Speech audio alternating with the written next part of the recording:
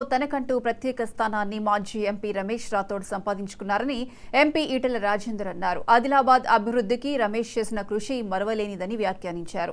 రమేష్ రాథోడ్ కుటుంబానికి తన ప్రగాఢ సానుభూతిని తెలియజేశారు ఈటెల రాజేందర్.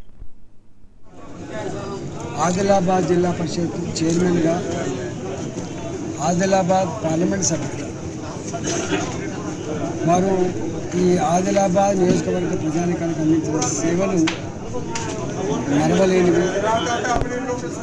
గిరిజనుల హక్కుల కోసం మరీ ముఖ్యంగా ఈ ఆదిలాబాద్ జిల్లాలో ఉంటుంది రిమోట్ ప్రాంతాలు రోడ్డు సౌకర్యం కావచ్చు, బస్సు సౌకర్యం కావచ్చు, కరెంటు స్తంభాలు, కరెంటు కనెక్షన్ సౌకర్యాలు కావచ్చు, ఇవన్నీ అందించడంలో ప్రజలకు అతి చేరువగా నాయకత్వం ఇచ్చి ప్రజలకు అందుబాటులో ఉండి సేవ చేసినటువంటి వ్యక్తి ఇవాళ రమేష్ రాథోడ్ గారు.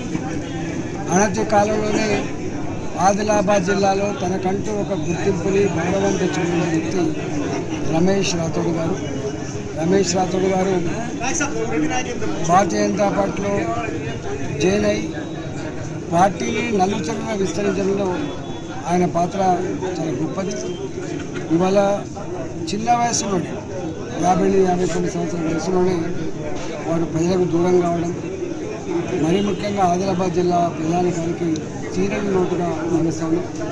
భారతీయ జనతా పార్టీ ఒక సీనియర్ నాయకుడిని కోల్పోయినట్టుగా, ప్రజానాయకుడిని కోల్పోయినట్టుగా నేను భావిస్తాను.